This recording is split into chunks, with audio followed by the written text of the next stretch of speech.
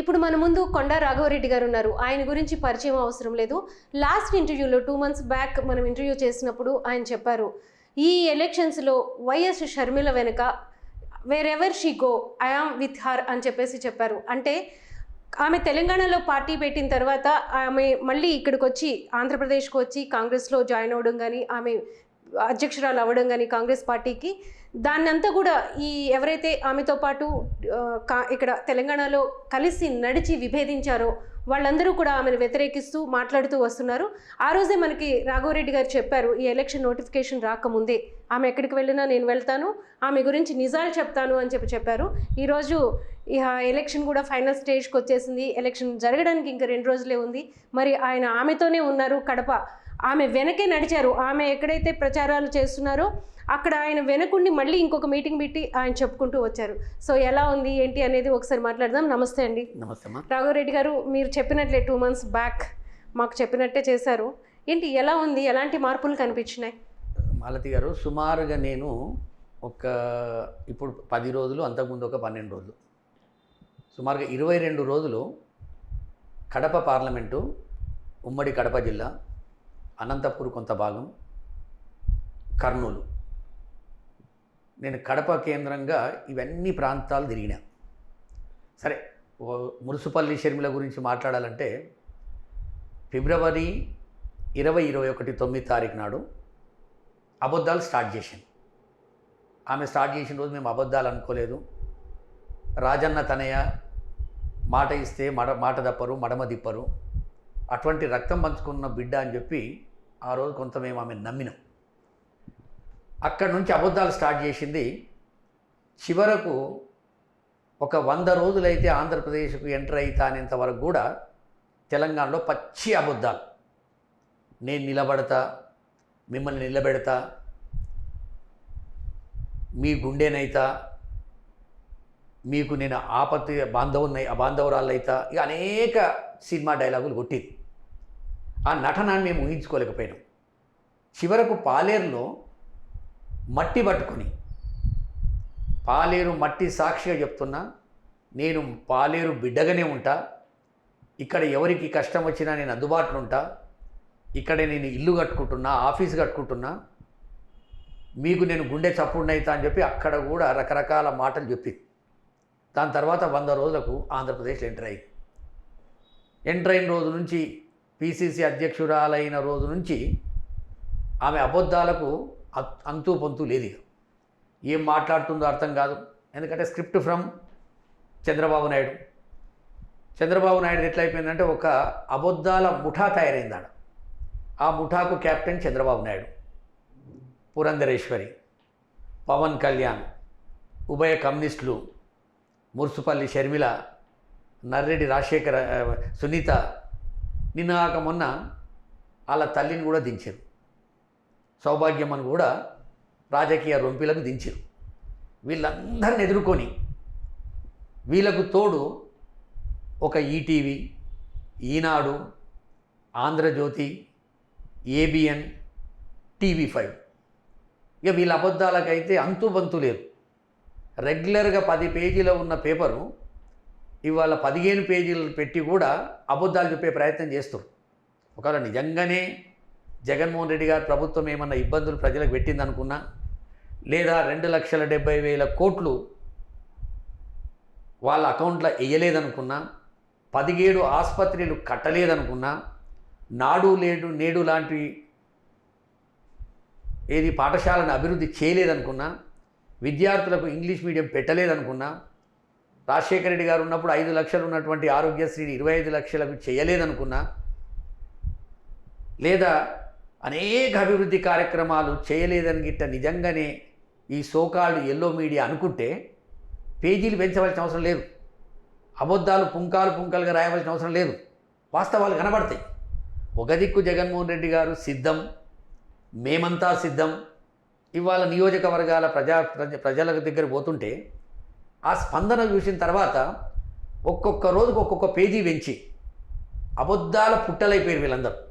వీళ్ళ స్క్రిప్టు చంద్రబాబు మాట్లాడతాడు, షర్మిల మాట్లాడుతుంది, సునీత మాట్లాడుతుంది, పవన్ కళ్యాణ్ మాట్లాడతారు, ఉభయ కమ్యూనిస్టులు మాట్లాడతారు. ఈ పరిస్థితులు పూర్తిగా అబద్ధాల మీద రాజకీయాలు చేసి అబద్ధాల పునాదుల మీదనే జగన్మోహన్ రెడ్డి గారిని ఒక్కరిని చేసి గెలుద్దామనే ఆలోచనలో భ్రమలలో వీళ్ళందరూ ఉన్నారు.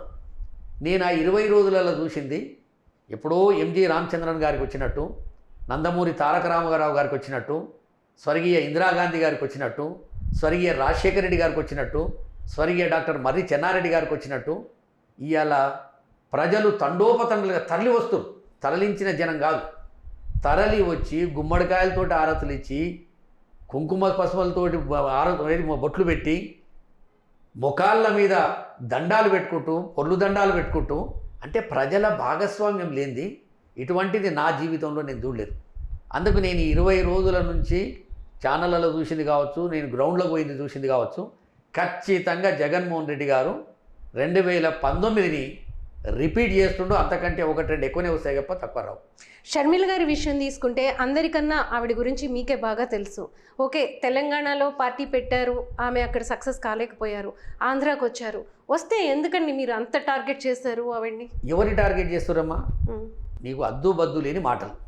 నువ్వు తెలంగాణలో ఉన్నప్పుడు కూడా నా అన్నతోటి నాకు ఇబ్బంది ఉంది, మా కుటుంబాన్ని మా అన్ననే చీల్చిండు, దానికి దేవుడు సాక్ష్యము, మా అమ్మ విజయమ్మ గారు సాక్ష్యము అని నువ్వు తెలంగాణ గిట్ట చిలక పలుకులు పలికినుంటే, ఈ నటనను వాడ చేసినుంటే, నువ్వు వాడనే కన్నీటి దారలు పెట్టినుంటే మాలంటూ ఆలోచన చేసేది. నువ్వు తెలంగాణలో ఉన్నన్ని రోజులు అన్నను ఒక్క మాట అనకపోతివి.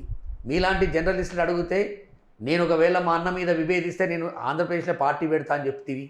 ఇన్ని అబద్ధాలు ఆడుకుంటా నువ్వు ఆంధ్రప్రదేశ్కి వచ్చి కూడా నీకు ఒక ఎజెండా లేదు, నీకు ఒక సిస్టమ్ లేదు, నువ్వు ఎందుకు వచ్చినావో గమ్యం తెలియదు, ఆశ ఎక్కువ ఆశయం లేదు, ఏడున్నావో తెలియదు, ఏడుపోతున్నావో తెలియదు, ఇలా పొద్దున ఏం మాట్లాడుతున్నావో సాయంత్రం ఏం మాట్లాడుతావో తెలియదు, ఒంటి కాలు మీద లేచే ప్రయత్నం. నిన్న ప్రెస్ కాన్ఫరెన్స్ పెట్టింది జగన్మోహన్ రెడ్డి గారు కడప జిల్లా హెడ్ క్వార్టర్లో, వైఎస్ఆర్ కడప జిల్లా హెడ్ క్వార్టర్లో ఒక పబ్లిక్ మీటింగ్ అడ్రస్ చేసే ముందు 1 గంట ముందు ప్రెస్ కాన్ఫరెన్స్ పెట్టి ఆ దరిద్రపు ఛానల్ 1, 2, 3 లైవ్ ఇస్తుంటే నువ్వు 1 గంట సేపు మీ అన్న మీద ఒంటి కాలు మీద లేచే ప్రయత్నం. వాళ్ళు అడిగిన ప్రశ్నకు ఒక్కటి జవాబు లేదు. నేను అప్పుడే చెప్పిన, నిన్ను పాదయాత్ర చేయమని ఎవరు అడగలేదు, ఇది పచ్చి అబద్ధం. నీ అంతలో భారతి గారు అడిగారని చెప్తున్నారు ఆవిడ. ఎవరు అడగలేదు, భారతి గారు అడగలేదు, విజయమ్మ అడగలేదు, షర్మిల ఎవరు మన జగన్మోహన్ రెడ్డి గారు అడగలేదు. నీ అంతలో నువ్వే. ఒకవేళ భారతమ్మ చేస్తే ఆమెకి ఎక్కడ క్రెడిట్ పోతుందో, రాజకీయ వారసురాలుగా రాజశేఖర రెడ్డి గారికి జగన్మోహన్ రెడ్డి గారి తర్వాత ఆమె ఉంటుందనే ఆలోచనతోటి, దరిద్రము బుద్ధితోటి నీ అంతలో నువ్వు వచ్చి మైకుల ముంగట గొట్టాల ముంగట మాట్లాడి నేను పాదయాత్ర చేస్తున్నా, మా అన్న గురించి చేస్తున్నా అని ఆ రోజు చెప్పి, ఈరోజు దానికి ఏం చెప్తున్నావు? త్యాగం చేసిందట.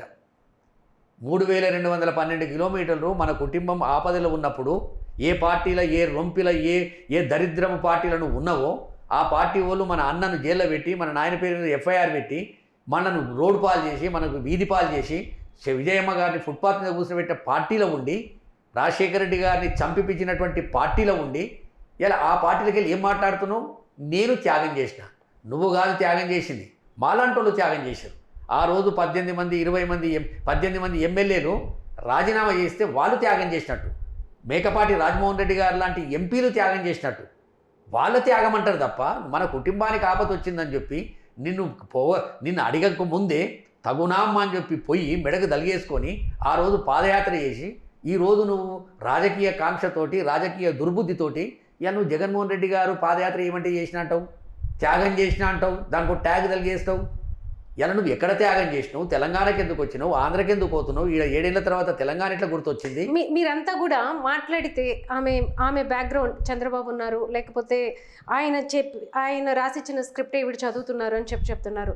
జగన్మోహన్ రెడ్డికి మతి భ్రమించిందేమో, లైక్ అలాంటి మాటలు వాడుతూ ఆవిడ అలాంటి మాటలే కాదమ్మా, అనేక మాటలు మాట్లాడుతుంది. మతి భ్రమించిందని నిన్న మొన్న మాట్లాడుతుంది. మతి ఎవరికి భ్రమించింది? నీకు భ్రమించిందా? ఎవరికి భ్రమించిందనేది ప్రజలకు అర్థమైపోతుంది. నువ్వు తెలంగాణలో ఏం మాట్లాడినావు? నేను పాలేరు మట్టి పట్టుకున్నాను, వీడియో చూపెడుతున్నా. ఇప్పుడు వీడియో ఉంది నా దగ్గర, ఉంది, అందరి దగ్గర ఉంది వీడియో. పాలేరు మట్టి పట్టుకున్న దానివి మళ్ళీ ఆడొచ్చేయమంటున్నావు? ఈడ నీ బంధువునైతా, నీకు బాధలలో పాలు పంచుకుంటా, నా బుధాల మీద వేసుకుంటా అని ఈడ చెప్తివి. ఇప్పుడు పోయి పులివెందుల ప్రజలను మభ్య పెట్టే ప్రయత్నం చేస్తున్నావు. నీ గమ్యం ఏంది? నువ్వు అసలు పార్టీ ఎందుకు పెట్టినావు? 5 సంవత్సరాల క్రితం చనిపోయినటువంటి వివేకానంద రెడ్డి గారిని ఇప్పుడు మెడకేసుకొని ఎందుకు తిరుగుతున్నావు? అసలు వివేకానంద రెడ్డి గారికి నీకు సత్సంబంధాలు ఉన్నాయా? ఎన్నిసార్లు వివేకానంద రెడ్డి గారిని రాజశేఖర రెడ్డి గారు బతుకున్నప్పుడు నువ్వు గల్లవట్టి కొట్టినావు? ఎన్నిసార్లు నువ్వు అనరాని మాటలు వివేకానంద రెడ్డి గారిని అన్నావు? ఈమెందుకు కొడతారు? ఒక ల్యాండ్ విషయంలో నువ్వు మా నాయన దిక్కెళ్ళి నువ్వు ఇవాళ ఇంత పెద్దోను అయినావు, ఎంపీ అవుతున్నావు, ఎమ్మెల్యే అయినావు, నువ్వు మాకు మోసం చేస్తావా అని చెప్పి గల్లబట్టిన మాట వాస్తవం కాదా? పులివెందల పోయి ఏ గడపని అడిగినా నీ గురించి చెప్తారు. నీ యాటిట్యూడ్ ఏందో ప్రజలకు అందరికీ తెలుసు, మనకు అర్థమవుతుంది కదమ్మా. తెలంగాణలో పోలీసులను కొట్టింది, ఎందుకు కొట్టింది చెప్పు? ఇవాళ మాట్లాడుతుంది పెద్ద శుద్ధపూస లెక్క. మా అన్న నాకు ఎప్పుడు సపోర్ట్ చేయలే. ఎందుకు సపోర్ట్ చేయలే? నీ అఫిడవిట్లనే రాసినావు నువ్వు. 92 కోట్ల రూపాయలు మా అన్న నాకు ఇచ్చిండని రాసినావు. అది అప్పుకి ఇచ్చిండని రాసినావు నువ్వు. నీకు అప్పుకి ఇచ్చిండు. అప్పు ఎవరికన్నా 92 కోట్లు ఏ అన్న నన్ను చెల్లెలకి ఇస్తాడామా? నిన్ను ఆదుకున్నాడేమో. ఇదే భారతమ్మ మీద నువ్వు ఒంటికాల మీద వేసే ప్రయత్నం చేస్తున్నావు. భారతమ్మ 19 లక్షల రూపాయలు నీకు హ్యాండ్ లోన్ ఇచ్చిందని రాసినావు నీ అఫిడవిట్లా. ఎక్కడ నీకు ముదిరింది? నీకెక్కడ మూర్ఖత్వపు ఆలోచన వచ్చింది? జవాబు చెప్పు కడప పులివెందుల ప్రజలకు. ఇవాళ నువ్వు అక్కడికి పోయి జగన్మోహన్ రెడ్డి గారిని వీక్ చేయడానికి నామమాత్రానికి నువ్వు రాజకీయాలకు వచ్చినట్టయినావు. నువ్వు మీ అన్న మీద కక్ష తీసుకోవడానికి వచ్చినట్టయినావు. ఎందుకు నువ్వు కుప్పంలో పోయి ప్రచారం చేయవు? ఎందుకు నువ్వు బాలకృష్ణ దగ్గర ప్రచారం చేయవు? ఎందుకు నువ్వు మంగళగిరిలో ప్రచారం చేయవు? ఎందుకు నువ్వు పీఠాపురంలో ప్రచారం చేయవు? నా మొక్కుకు ఏదో కొంత చేసినట్టు ఒక జిల్లాకు ఒకటి పార్లమెంటుకు ఒకటి చేసి వచ్చి ఇవాళ నువ్వు కడపలో తీసేసినవే. అంటే నీ ఉద్దేశం ఏంది? నీ అన్నను ఇబ్బంది పెట్టాలి, నీ కుటుంబాన్ని రోడ్డు మీద గుంజాలి. నీ ఒక్కదాని మూర్ఖత్వం గురించి రాజశేఖర రెడ్డి గారి పేరు రోడ్డు మీద తెస్తున్నావు కదా నువ్వు. నిన్న మొన్న మాట్లాడుతూ ఆవిడన్నారు, ఇదంతా భారతీయ స్ట్రాటజీనా, భారతి చెప్పిందా, వన్ మ్యాన్ షోనే నడవాలా, వాళ్లే పరిపాలన చేసుకోవాలా, అలాంటి కామెంట్స్ చేశారు ఆవిడ. దీని మీద ఏమన్నా? నీకు రాజకీయ ఉద్దేశం ఉంటే రాజకీయ కోణంలో రా. రాజశేఖర రెడ్డి గారు దివంగతలై 2009లో దివంగతలైండు. రేపు సెప్టెంబర్ 2 వస్తే 15 సంవత్సరాలు అవుతుంది. నువ్వు రాజశేఖర రెడ్డి గారు చనిపోయినప్పుడు ఏ రోజు రాజకీయ కోణంలో ఆలోచన చేయలేదు. నువ్వు పాదయాత్ర చేసిన రోజు ఏ రోజు రాజకీయ కోణంలో ఆలోచన చేయలేదు. నీవు 2014-19లో ప్రచారం చేసినప్పుడు ఏ రాజకీయ కోణంలో ఆలోచన చేయలేదు. 19లో అవినాష్ రెడ్డి గారికి టికెట్ వచ్చిందని తెలిసిన తర్వాత కూడా నువ్వు పార్టీలో యాక్టివ్గా ఉండి సుమారుగా 5-6 జిల్లాలలో నువ్వు ప్రచారం చేసినావు. అప్పుడు నీకు వివేకానంద రెడ్డి గుర్తు రాలేదా? అప్పుడు వివేకానంద రెడ్డికి ఇచ్చిన మాట గుర్తు రాలేదా? వివేకానంద రెడ్డికి కోరిక ఉంది, నేను పార్లమెంటు సభ్యురాలు కావాలని చెప్పి ఇవాళ ప్రచారం చేస్తున్నావు. ఏ కొటీల్లో కూర్చొని మాట్లాడిరు మీరు ఇద్దరు? జగన్మోహన్ రెడ్డి అడిగింది, అధికారం అడిగింది కాబట్టే దూరం అయ్యామని చెప్పేసి జగన్మోహన్ రెడ్డి గారు కూడా. అధికారం అడిగింది కాదమ్మా, ఆయన ఒకటే మాట చెప్పిండు, నేను బంధు ప్రీతితోటి రాజ్యాన్ని వెళ్ళడానికి సిద్ధంగా లేను, రాష్ట్రాన్ని వెళ్ళడానికి సిద్ధంగా లేదు. నా బంధువులకు 1000 కోట్లు వడ్డించడానికి నేను రాష్ట్ర ముఖ్యమంత్రిని కాలేదు. నేను ఇన్ని బాధలు పడి, ఇన్ని కష్టాలు పడి, సోనియా గాంధీ కాంగ్రెస్ పార్టీ నన్ను ఎన్ని ఇబ్బందులు పెట్టినా, జైలు పాలు చేసినా, ఇవాళ నేను నా ప్రజల గురించి అండగా ఉండడానికి సిద్ధంగా ఎందుకున్నంటే వాళ్ళు ఒక్కళ్ళే ఎంజాయ్ చేయాలని చెప్పేసి ఆవిడ ప్రశ్నిస్తుంది. ఎంజాయ్మెంట్ ఏముంటుందమ్మా? రాత్రి మగలు కష్టపడుతురు. నువ్వు ఎక్కడన్నా నువ్వు ఒక రామ్ అని చెప్పి సాక్షిలో ఉండే ప్రియదర్శిని రామ్ గారు, ఆయనకు ఇంటర్వ్యూలో ఏం చెప్పినావు నువ్వు? నాకు రాజకీయాలు అక్కర్లేదు, మా అన్నకు మా కుటుంబానికి ఆపత వచ్చింది కనుక నేను పాదయాత్ర చేసిన, నేను ఏ రోజు కూడా పార్లమెంట్ నిలబడ్డానని అనుకోలేదు అని నువ్వేది చిలక పలుకులు పలికినావు కదా. అది అబద్ధమాది. మీరు నాయన చనిపోయిన తర్వాత జగన్మోహన్ రెడ్డి గారు నల్లకాలంలో ఇచ్చిన మాటకు ఆయన నిలబడ్డప్పుడు మీ కుటుంబ సభ్యులందరూ కూర్చొని ఏం మాట్లాడారు? విజయమ్మ సాక్ష్యం ఉంది కదా. అన్న రాజకీయాలలో ఉండాలి, నేను బిజినెస్ చేసుకుంటానే నీ నోటితోటే చిలక పలుకులు పలికినావు కదా. ఆ రోజు మాట్లాడింది నీ నాలికే కాదా, తాటి మట్టనా? ఇవాళ అర్థమవుతుంది మాకు. నువ్వు ఊసరవెల్లి లెక్క ఏం మాట్లాడుతున్నావో అర్థం కాదు, ఏం చేస్తున్నావో అర్థం కాదు. ఇలా మాలాంటి వాళ్ళు మాట్లాడితే కొందరికి బాధ అనిపిస్తుండొచ్చు, ఎవరో ఒకరో ఇద్దరికో, కానీ ఇది వాస్తవం, ఇది హకీకత్. మనం వాస్తవాలకు దగ్గర ఉండాలమ్మా. ఒక రాజశేఖర రెడ్డి గారి విజయమ్మ పుట్టినటువంటి బిడ్డవును ఇలా ఏదేదో చెప్తా ఉంది. ఆయన ఒకటే మాట చెప్పిండు, మన కుటుంబంలో రాజకీయాలు చేయడానికి రాలేదు, రేపు చనిపోతే మా నాన్న ఫోటో పక్కకు నా ఫోటో ఉండాలి. ఏ ముఖ్యమంత్రి అని చెప్తాడమ్మా? ఇవాళ ఆయన 5 సంవత్సరాలు పాలించిన తర్వాత నా వల్ల మీకు మంచి జరిగితేనే ఓటేయండి అని చెప్పి అడిగే ధైర్యం ఉన్న ముఖ్యమంత్రి ఎవరైనా ఉండరా? ఒక చేతిలో 2019 నుంచి 24 వరకు ఉన్నటువంటి మేనిఫెస్టో, ఇవాళ 24 నుంచి 29 వరకు చేసేటటువంటి మేనిఫెస్టో పెట్టుకొని రెండింటిని ముంగడ పెట్టి, ఇగో దీంట్లోకి ఇవి చేసిన 99%, ఇగో ఇంట్లో నేను మళ్ళీ ఇంట్లో ఇది నేను పెట్టినా, దీన్ని చూసి నాకు ఓటేయమని చెప్పి ఆయన అడుగుతుంటే ఈ దరిద్రపు ప్రతిపక్ష పార్టీలు వాళ్ళ మేనిఫెస్టో గురించి మాట్లాడరు. ఏదో నిన్న మొన్న ఒకటి ల్యాండ్ టైటిల్ యాక్ట్ ఏది యాక్ట్ దూరాన్ని పెడతారు. అది యాక్ట్ కాలేదు, బిల్లు కాలేదు, ఏమీ కాలేదు. దాన్ని రద్దు చేస్తా అని చెప్పి అడ్వర్టైజ్మెంట్ పెడతాడు. అది సెంట్రల్ గవర్నమెంటు నీతి ఆయోగ్ ఇచ్చినటువంటి రికమెండేషన్ను. ఇది 100 సంవత్సరాల కింద మొత్తం సర్వేలు అయినాయి.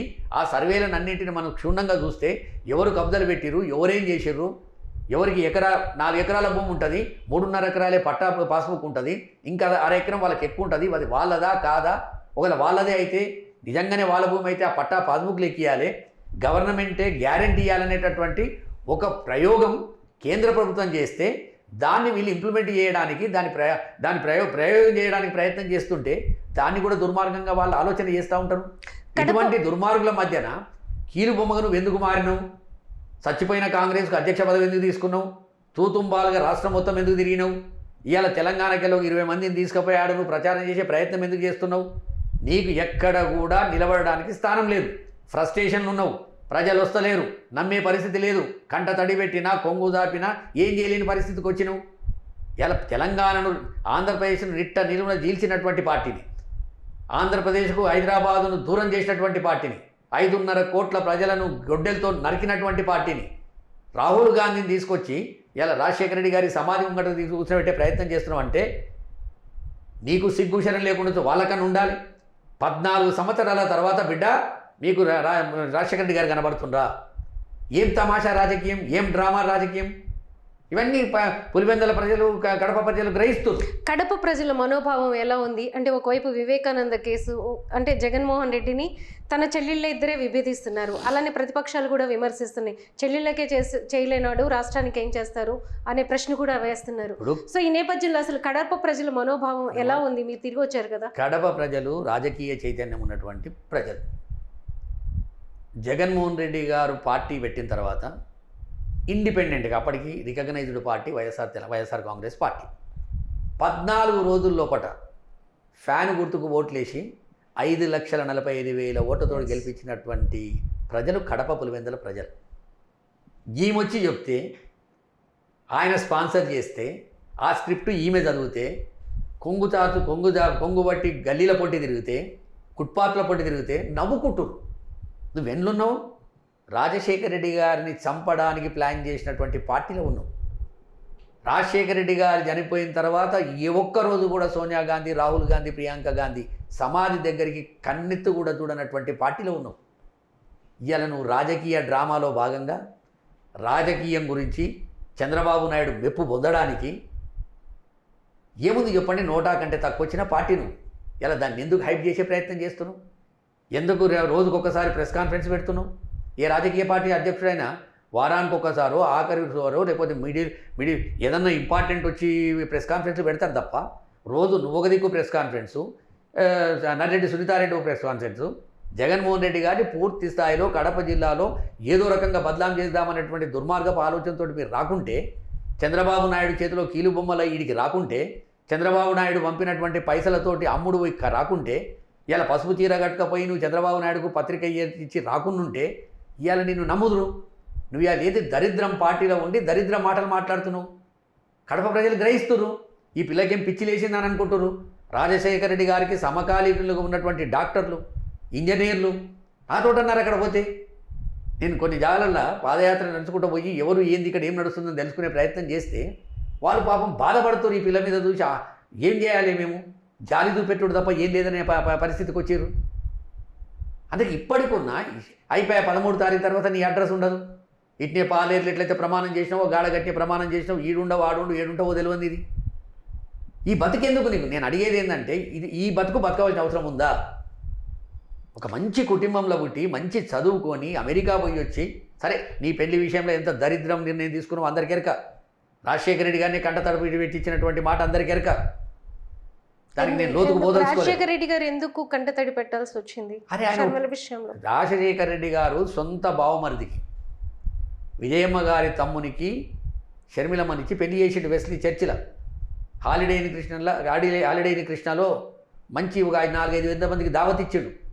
పెళ్ళైన 20 రోజుల లోపటిని నువ్వు మీ నాయన మాటనే ఖాతరు చేయకుండా మీ నాయన మాటను పక్కన పెట్టి అప్పటికే పిల్లలు ఉన్నటువంటి నువ్వు బ్రదర్ అనిల్ కుమార్ని పెళ్లి చేసుకున్నావు. పెళ్ళయింది ఆయనకు, పిల్లలు ఉన్నారు, అమెరికాలో ఉన్నారు. ఎంత దరిద్రం చెప్పండి ఇది. ఏ తండ్రికైనా ఇది భరించగలుగుతాడా? సరే, ఇక్కడ నీకు నచ్చలేదో ఇష్టం లేదో వద్దనుకున్నావు, నువ్వు మళ్ళీ చేసుకున్నాడు ఎట్లుండాలి? రెండో భార్యగా పోతావా నువ్వు?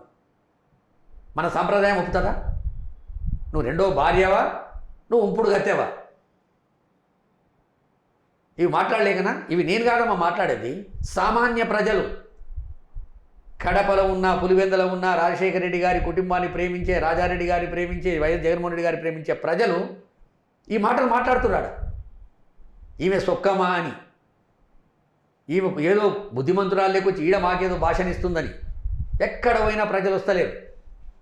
ఎందుకు ఆమె వెనుకుంటున్నారు కదా బానే ప్రచారం. 400-500 మంది కూలీలను తీసుకొస్తే ప్రచారం ఏముంటుందమ్మా? ఆ కూలీలు కూడా పాపం మనోళ్ళు గారు. ఈ నర్రెడ్డి సునీతకు సంబంధించినటువంటి వాళ్ళ బావగారు కాంట్రాక్ట్ చేస్తుండాడ కదిరిలా, రోడ్ కాంట్రాక్ట్. అక్కడ 400 మంది 500 మంది ఛత్తీస్గఢ్ వాళ్ళు పనిచేస్తారు. వాళ్ళకు 15-20 తుఫాన్లు పెట్టి, ఒక మ్యారేజ్ హాల్ బుక్ చేసి, ఆడ భోజనాలు పెట్టి, వాళ్ళందరిని తీసుకొచ్చి ముంగటల్లో పెట్టి, వాళ్ళకి ఈమె భాష వాళ్ళకి అర్థం కాదు, ఆమె భాష ఏమి అర్థం కాదు. అక్కడ లోకల్లో 5 మందో 10 మందో ఉంటే ఎందుకు నీకు ఈ గతి ఎందుకు పట్టింది నీకు? నీ అన్న మీద ఈ ఒంటి కాలు మీద లేస్తున్నావు కదా. నిన్న ఒక మాట ఎంత బాధ అనిపించిందమ్మా అంటే, ఏ రోజు కూడా జగన్మోహన్ రెడ్డి గారు బాధపడంగా నేను చూడలే. ఆయన జైల్లో ఉన్నప్పుడు కూడా నేను ఆయన ములాఖత్ పోతే నేను ఏడుస్తుంటే నా కండు తుడిచిన రాఘవన్నా, నువ్వు ధైర్యంగా ఉండాలి, నువ్వు నాకంటే చాలా పెద్దోనివి, నేను అధైర్యపడుతున్నా అన్నట్టే బాధపడాలి, కానీ నేను ధైర్యంగా ఉన్నా, మనం తప్పు చేయలేదన్న మాట ఆయన చెప్పినోడు. ఇవాళ నిన్న ఈ రాహుల్ గాంధీ అనేటటువంటి ఒక దుర్మార్గుడు, రాజశేఖర రెడ్డి గారిని చంపించినటువంటి మనిషి, శంకర్రావుతోటి కేసు పెట్టినటువంటి మనిషి ఇలా సమాధి కాడికి వస్తుంటే ఎంత బాధపడితే కడప హెడ్ క్వార్టర్లో మాట్లాడతాడు ఆయన. 16 నెలలు జైల్లో పెట్టినటువంటి పార్టీ, తెలంగాణను మనకు విడగొట్టినటువంటి పార్టీ, నాయనను ఎఫ్ఐఆర్లు పెట్టినటువంటి పార్టీ, తగునాం అని చెప్పి 14 సంవత్సరాల తర్వాత ఇవాళ మన సమాధి దగ్గరకు వస్తుండు. ఇంత దిగజారుడు పని ఎక్కడ నన్ను ఉంటుందా? నన్ను 16 నెలలు జైల్లో పెట్టిరు, ఆ వ్యవధి ఆ కాలం ఎవరిస్తారు నాకు అనేటటువంటి మాట నిన్న మాట్లాడిండంటే ఆయన ఎంత బాధపడచ్చు? నాకు లిటరల్గా ఉన్న మీటింగ్ అయ్యేటప్పుడు కంట తడి పెడుతురు ఆడోళ్ళు. అయ్యో పాపం జగన్ రెడ్డి గారిని ఇట్లా చేసిర్రా అని చెప్పి. నీకు బుద్ధి లేకపోతే ఎట్లా? నీకు ఇంగిత జ్ఞానం లేకపోతే ఎట్లా? జగన్మోహన్ రెడ్డి గారు ఈ మధ్య చాలా ఎమోషనల్ అవుతున్నారు, లేకపోతే ఆయన చాలా డల్ అయిపోయారు అంటే ఆయన ఓడిపోతున్నారన్న ఈ ఇండికేషన్స్తో ఏమైనా అలా ఉంటున్నారా? ఇలాంటి డిస్కషన్ అంతా రాష్ట్రంలో జరుగుతుంది. ఎక్కడ జరుగుతుంది? చాలా మంది చేస్తున్నారు. తెలుగుదేశం సంబంధించినటువంటి బెంగళూరుకి వెళ్ళి వచ్చిన వాళ్ళు, అబ్రాడ్కి వెళ్ళి వచ్చిన వాళ్ళు, బయటి దేశాలకు వెళ్ళి వచ్చిన వాళ్ళు హోటళ్ళు రూమ్లు బుక్ చేసుకునే పరిస్థితి ఎందుకు వచ్చిందండి మీకు? 3 పార్టీలు 4, 5, 6, 8 మీకు ఛానళ్ళతో కలిపితే 10 మంది మీరు ఒక్క పక్కన, ఒక్క జగన్మోహన్ రెడ్డి గారు ఒక్క పక్కన. రోజుకు 3 మీటింగ్లు, సిద్ధం సభలు, మేమంతా సిద్ధం సభలు, ఇప్పుడు మళ్ళీ 3 మీటింగ్లు. ఎక్కడ ఆయన డల్గా ఉన్నాడు? నేషనల్ ఛానల్స్లో మాట్లాడినప్పుడు డల్గా ఉన్నాడా? ఒక ప్రముఖ తెలుగు ఛానల్లో మాట్లాడినప్పుడు డల్గా ఉన్నాడా? ప్రతి ప్రశ్నకు జవాబు చెప్పిండు. వీళ్ళు డల్ అవుతుర్రు, వీళ్ళు ఫ్రస్ట్రేషన్లు. ప్రతిపక్ష హోదా కూడా వీళ్ళకి రాదు. రేపు రాసి పెట్టుకోండి మీరు. మళ్ళీ రిజల్ట్ వచ్చిన తర్వాత మీ ఛానల్ని వచ్చి మాట్లాడతాను. పవన్ కళ్యాణ్కి కానీ చంద్రబాబు నాయుడుకి కానీ ప్రతిపక్ష హోదా రాదు. షర్మిలమ్మకు 20,000 దాటాయి ఓట్లు. వీళ్ళు ఇంకా భ్రమలలో ఉన్నారు. అంటే మీరు వార్ వన్ సైడ్ అంటున్నారు, అంటే అసలు ప్రతిపక్షమే లేకుండా ఉంటుంది అని అంటేనే. ఒకటి మాలతి గారు, నేను చెన్నారెడ్డి గారు 78 నుంచి చూసుకుంటూ వస్తున్నా.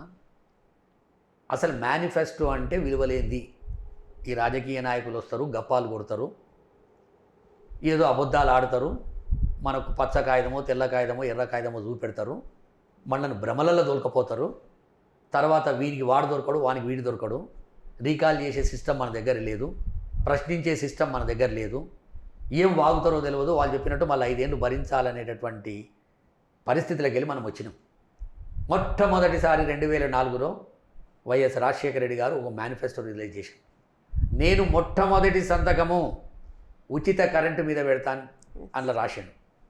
కానీ అప్పుడు 1,100 కోట్ల రూపాయలు బకాయిలు ఉండే. ఆ బకాయిలను మాఫ్ చేస్తాను చెప్పలే. అదే సంతకంతో బకాయిలు కూడా మాఫ్ చేశాడు. ఆడికెళ్ళి మేనిఫెస్టో అంటే ఒక భగవద్గీత, ఒక ఖురాను, ఒక బైబిల్ అనేటటువంటి స్టేజ్కి వచ్చింది. అప్పుడు ఆయన చనిపోయిన తర్వాత మనం చూసినాం 2014లో 620 వాగ్దానాలు చేసి మొట్టమొదటి సంతకం నేను రైతు రుణమాఫీ చేస్తా అన్న చంద్రబాబు నాయుడు 78,212 కోట్లు ఇస్తాన్నోడు 13,000 కూడా ఆ సంతకం చేయకుండా ఆ రోజు కమిటీ వేసాడు. నేను ఇవి ఇవ్వడానికి ఒక కమిటీ వేసాడు. ఆ దౌర్భాగ్యం పరిస్థితులకు వెళ్ళి 2019న 3-4 పేజీలతోటి ఏదైతే వాగ్దానం చేసిండో వాటిని 99% చేసి నాయకుడిగా ఇలా ప్రజలలో పోతుంటే వీళ్ళకు ప్రతిపక్ష హోదా ఎట్లా వస్తుంది చెప్పండి. ఒక్కటన్నా ఇవాళ చంద్రబాబు నాయుడు మేనిఫెస్టో రిలీజ్ చేసిండమ్మా, జగన్మోహన్ రెడ్డి గారు మేనిఫెస్టో రిలీజ్ చేసిండు.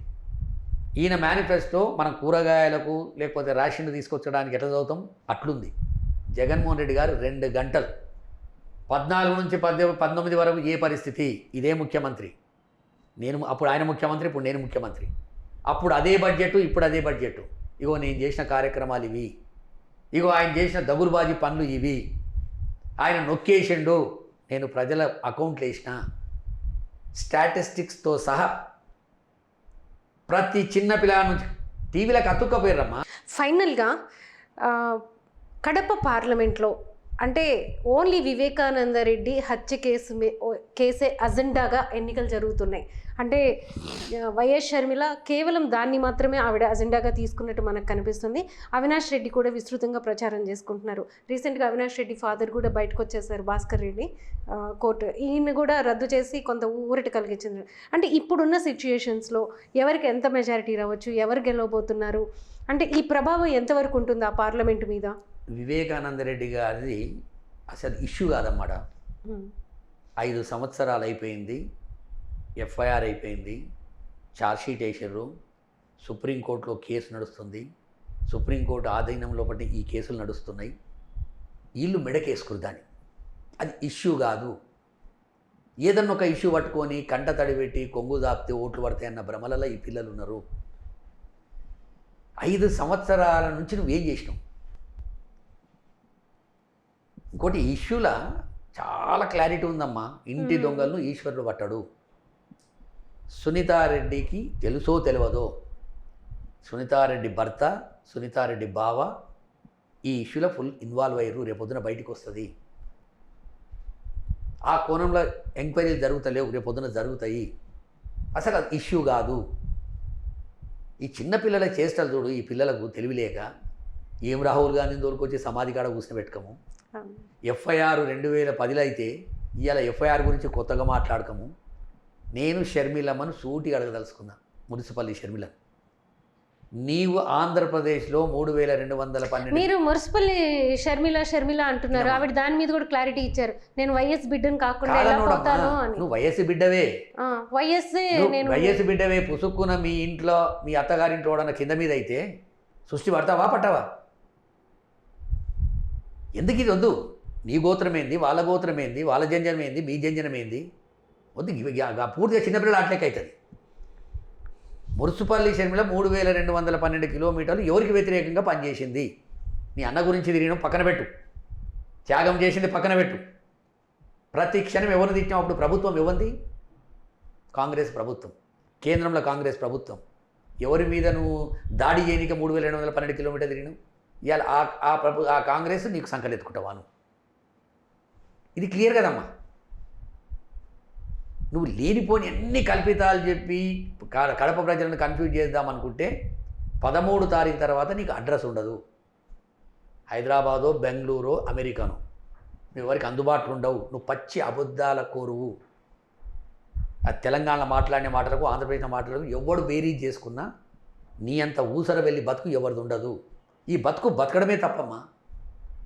ఒక మంచి కుటుంబంలో పుట్టి ఎందుకు బతకాలి? ఇది దేని గురించి చెప్పండి. ఆమె అన్నను మొన్న ఏదో చంద్రబాబు నాయుడు గురించి మాట్లాడుతున్నారు. నువ్వు చేస్తుంది చంద్రబాబు నాయుడు తొత్తువని అనడానికి ఏబిఎన్, నీకు TV5, ఈటీవీ నీకు లైవ్లు పెడుతురు. నీ పేపర్లో స్టేట్మెంట్ నీ ఫ్రంట్ పేజీలు వేస్తూ నువ్వు వాళ్ళకు లాలూచి పడ్డందుకే కదా, మీరు వాళ్ళు లాలూచి పడ్డందుకే కదా. ఏం మాటలు నువ్వు మాట్లాడితే అర్థం పర్థం ఉన్న మాటలు మాట్లాడు, రాజకీయ మాటలు మాట్లాడు, జవాబిస్తారు అక్కడ. నువ్వు కుటుంబానికి ఎందుకు తీసుకొస్తున్నావు? ఈ మర్డర్ కేసును దీనికి ఎందుకు టైఅప్ చేస్తున్నావు? ఏమీ లేనిదే అంత కూడా ఎట్లా చెప్తున్నావు? చార్జ్షీట్లో పేరు వేసారు అంటే బెయిల్ మీద ఉన్నాడు, వాళ్ళ నాయన జైలుకి బెయిల్కి వచ్చి వచ్చిండు, దీని ట్రయల్స్ అయితే ఇంకా చాలా ఉంటాయి, అక్కడ అప్రూవల్గా మారిన పేర్లు చెప్పారు. అసలు అప్రూవల్ క్యారెక్టర్ ఏంది, వానికి మీకున్న సంబంధాలు ఏంది, రేపు బయటికి రావా?